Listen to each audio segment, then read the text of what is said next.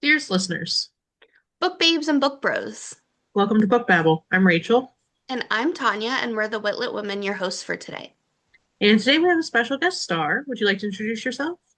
Absolutely. Hello, everyone. I'm Nicole Batey, and I'm the author of the Medallion series. Well, Nicole, we are so excited and so happy to have you on today. Are you ready to babble? Absolutely. I was born to babble. Yes. Okay. I love that. Let's get started. I am adding 5 minutes to our clock now. Incredible. Right. So my first question is, can you give us like an elevator pitch for what the Medallion series is for those people who are listening and haven't read it yet? Yeah, absolutely. So essentially the Medallion series, it's a romantasy series, and it's a sort of a blend of a different bunch of different vibes. I would say for anybody who's looking for something that's a little bit more familiar in terms of what may and may not resonate.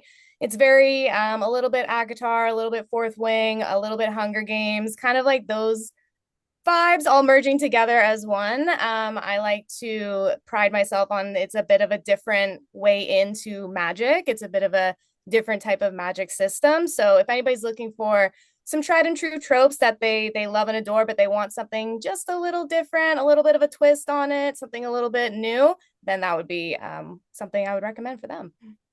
You had me sold at ACOTAR and Fourth Wing. I'm all for it. Let's go. So, Nicole, is there a character within the Medallion series that you relate to the most? Yeah, I would say honestly, it's a 50-50 split, I'm gonna say, because both my two of my main characters, Ray, who is our main FMC, and then we have Damon, who's one of our main MMCs. I kind of split a lot of myself between the two of them. I would say, Ray, for example, she's a redhead, so that's kind of one of the obvious connections to me, but there's a lot of stuff that I put into Ray that is very personal to me, a lot of her issues and like things that she's gone through in terms of, lasting trauma, part of her character development, things like that. But I also did a lot of that with Damon as well. So, in the first book, you don't see a ton of his side of things. It's mostly from Ray's perspective. So you get to see a lot from her side, and you kind of see a lot of those things that I'm talking about coming through. But what I'm really excited about in the second book that recently just dropped is you get a lot of Damon's perspective as well. And that's where I think when people start reading it, they're probably going to be like, oh, actually, like, I think Damon's also kind of like Nicole. I'm sure a lot of my friends specifically read the first book and they were like, oh, Ray's definitely inspired by you. And it's true. But I think I put a lot in both of those characters that's very personal to me. So I would say equally, I relate to both of them just in a couple different ways. All right, awesome. So my next question is, what inspired your stories? So this one's a bit of a funny story. So I remember the exact moment that I actually came up with this story. It was years ago. It was that classic night before you go back to work after the holiday break, and like nobody wants to do that. Nobody's looking forward to that. And I just remember lying in bed, wide awake. My husband, who can sleep through literally anything, is snoring away beside me, not a care in the world. And I was just thinking to myself, like, man, I need to do what I've always wanted to do, which become an author. But like, what do I do? What's my energy? What's my genre? I originally thought I wanted to write a thriller book because I used to be very into thriller books before I, like everyone else, rediscovered reading through ACOTAR and kind of like got sent on that path as well. But then I remember lying in bed being like, you know what? I want to do a romantasy. How do I start? So I just started asking myself questions in my head, just lying in bed, being like, all right, what's the magic system look like? Because to me, the magic system is the most important part because I wanted it to feel different and unique. And could we use that magic system to provide additional, issues and roadblocks and kind of form the story through that? And the funniest thing too is where the actual idea for the medallions came from, which was I also do a little bit of gaming, a little bit of a gamer, and usually I play Fortnite with my friends. It was something we did during COVID to stay connected. And at that time, Fortnite had sort of this extra little thing into the game where you could go and capture a medallion and it gave you additional abilities in the game.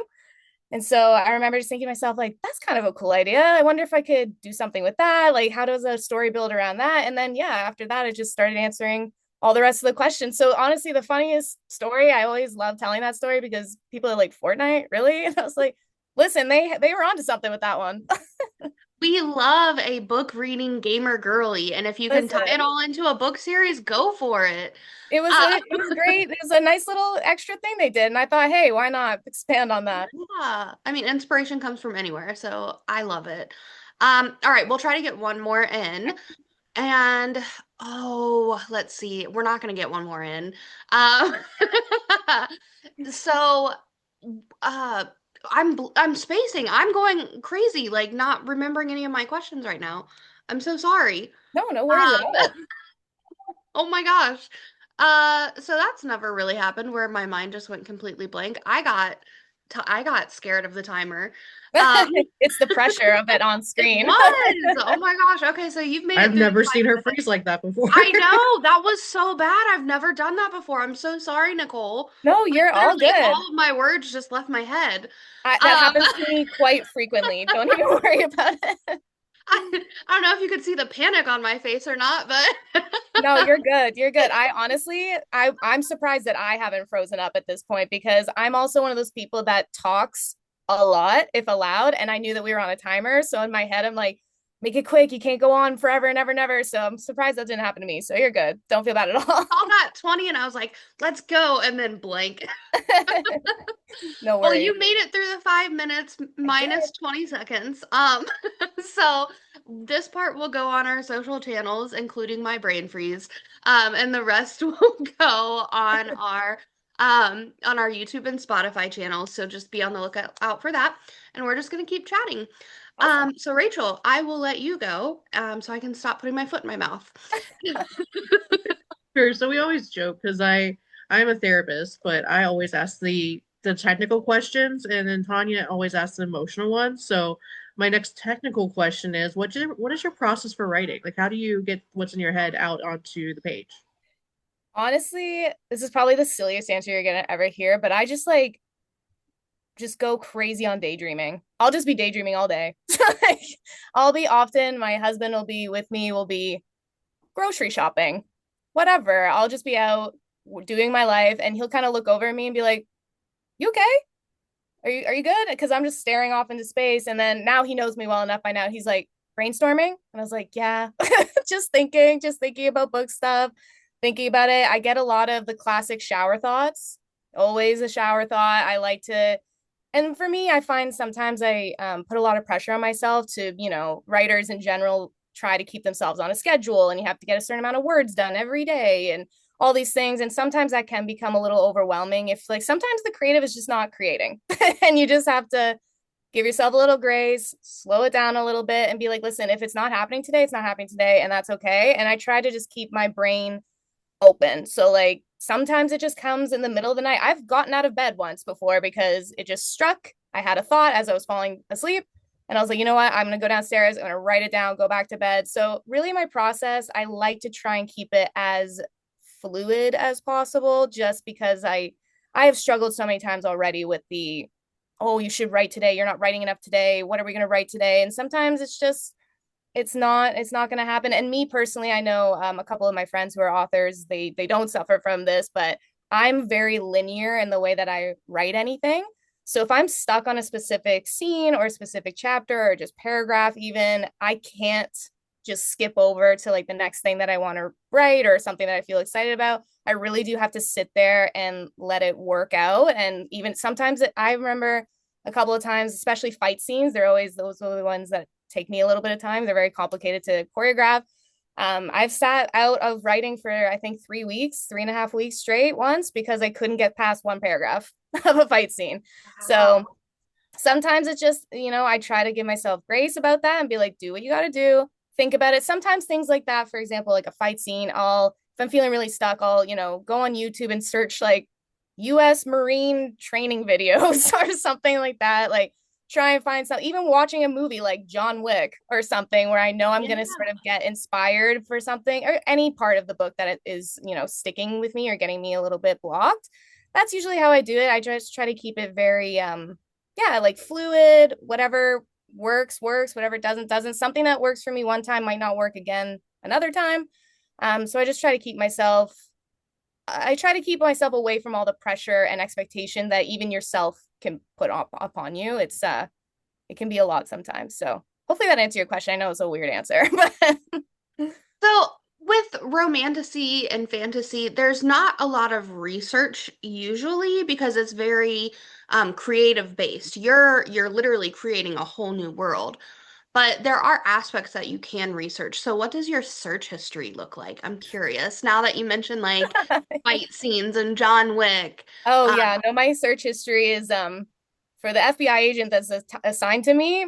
I don't know. I'm putting through the ringer every single day at this point. Like, I feel like at this point nothing's going to surprise anybody. I have searched, like, yeah, I mentioned I searched like U.S. Marine fighting tactics. I've searched what does it feel like to get struck by an arrow? How tall of a fall can you fall down the side of a cliff before you die? Like, I you have, should just like type in there, this is for research for my book. I'm not yeah. planning to unalive anybody. Yeah, I swear to everyone, I'm okay. My husband's okay. Like, we're all doing good. It's all just for research. But yeah, I've had some wild ones. I've had, even just like things even to do with magic, because I feel like people assume that magic you just kind of make it up. Like it's fantastical. You don't have to research anything, but at least in the way that my magic system works, I do have to research some things in the sense that a lot of my magic is nature based. So, for example, like fire or air or, earth and stuff like things like that. So sometimes I do have to even research like, is molten rock technically considered fire? Is like, can you potentially do this with wind? Or like, how does this work? Because I know that there is a bit of a bend in physics when you're talking magic like that, but I do want to also make sure it feels relatively believable in the sense that if this did exist in our world, this is something you might see. So my search history goes back and forth with very, very concerning, very, very niche, and sometimes just really like basic things as well. Like, oh, how do I spell this word? Because for whatever reason, my brain can't remember, or it just looks weird on the page. And I have to confirm with myself that that is in fact how you spell that word. I do that in my daily life, just like searching Google and thesaurus.com and stuff, trying to Yep. figure out if I'm spelling things correctly. So I get it. Yeah, it's one of those things where even when you know it's right, logically, it's just something about it, the way it looks on the page. Like, Yes. that doesn't look right. Or Like, you've said it so many times in your head that when you write it, you're just like, is that even a word anymore? yeah. Like, I feel like I made it up. And then I'm almost gaslighting myself that I made it up. And I'm like, no, yeah, that's not a real word. Are you sure? Like, and then you have to go and check. I yeah, have to double check. yeah. I feel that. I feel that so much. Yeah, it's something that people don't talk about often, but it is so real. So I remember the question I was going to ask when I Okay. froze now. You had mentioned that you originally thought that you were going to write a thriller, but then you moved into the fantasy world. Would you ever consider doing a multi-genre type thing? Like you don't have to stick to one genre, really. You're an author. You can do whatever you want. So would Absolutely. you ever consider breaking into other genres? Yes, I've actually very much considered it to the point where I have a rough draft of a thriller Ooh. halfway complete. So Uh, it's definitely something that is on my mind. I did the thriller before I sort of rediscovered romantasy because this was back when I was in my thriller era and very much loving that. And I had this idea for a thriller. And then yeah, honestly, the romantasy thing just kind of took over for me. But I've definitely have my little thriller sort of work in progress in the back, waiting to go. I'll probably revisit her at some point in the future when I need a little bit of a break from romantasy because I do still have a lot of heart for that story. I really like that story. I've even had people who, my friends and family who knew about this other whip have been asking like, you're still gonna write that story though, right? Like I know you're doing this other series and stuff, but like, you're still gonna do that? Because I really want to see what that turns into. And I was like, absolutely, I definitely will. I have to get the Medallion series sort of like out of my system first, and then see what happens next. Sometime maybe I have other ideas for additional series in the romantasy realm that I want to write as well. So it really will just come down to when the mood strikes, I'll go back to her. But definitely, I am fully open to getting into the thriller space as well, yeah. and I'm excited for when that happens. See, my heart lies with romantasy. I love it so much, but recently, like within the last 6 months, I have been finding more thrillers that Mm, I love. So I'm like exploring the genre more, and I love hearing that there's going to be more out there. mm. So I'm excited, even more excited than I was. So Yeah, I'm excited for you with the whole thriller journey. There's so many amazing, amazing thrillers out there. They are very yeah. good at, I know romantasy is also very good at, plot twists and getting you really emotionally invested, but thrillers, if you find a good thriller, it will have you questioning your entire Yeah, reality. you're just like, what the heck did what just Yeah. happened? Like, Yep. what? Yeah, and sometimes it's fun to try and figure it out. And are you right? Are you wrong? There's only been a couple of thriller books that I've ever read that truly had me mouth open, jaw on the floor. I did not call that at all. And one of them was, I believe it's The Girl on the Train was the first one that I felt that way. Okay, I And then, have not read that one yet, so oh, I will. definitely read that one. Definitely, that one that is the chef's kiss of gaslighting. Just absolute kiss Okay, of gaslighting. And then sign me another one up. I would recommend that was also a huge plot twist for me is The Silent Patient. If you haven't read that one yet, highly recommend. Okay, that one is on my list. It's Um, very good. so I do a book club at my work as well, and that was I believe that was one of the selections from our thriller month, but it didn't get chosen. It was like the housemaid that someone chose. So, Okay. um, Silent Patient is on my list. It was the girl on the train was definitely amazing. It had me fully not understanding what was coming. But The Silent Patient, I've never been that gooped before in my entire life. The reveal is insane. I'm just gonna say the reveal was crazy. I was not expecting it, and definitely I would put that near the top of your list for sure.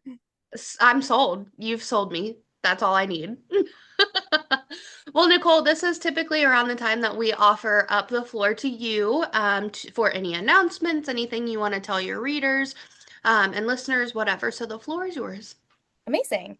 I mean, my latest announcement would be that the second installment of the Medallion series just dropped this past week. So if you were interested in diving into this world, now would be a good time. The story's really getting going. We're really starting to like get into some serious business, I will say. And I guess my next announcement would be that I've already started writing volume 3. So for anybody who is eager by the end of this book to sort of get onto the next part of the story, see what's going to happen, I will warn everyone this book ends on quite a cliffhanger. So just rest assured that I am already working on book 3. It shouldn't take us too long to get to the next part. But yeah, that's pretty much it for me. That's what I'm working on. Well, we're so excited for you. And if you ever need any help with marketing, I also have Iris Influencer Society, which is like a book Okay. PR company in marketing. So reach out. We'd be happy to give you some help. Incredible. That's awesome. I will check that out. Awesome. Well, Nicole, thank you so much for joining us today. We've had a blast, and I hope to have you on again soon. Amazing. Thank you so much for having me. I had a fabulous time. Thanks. Have a good one. Awesome. Bye. You too. Bye.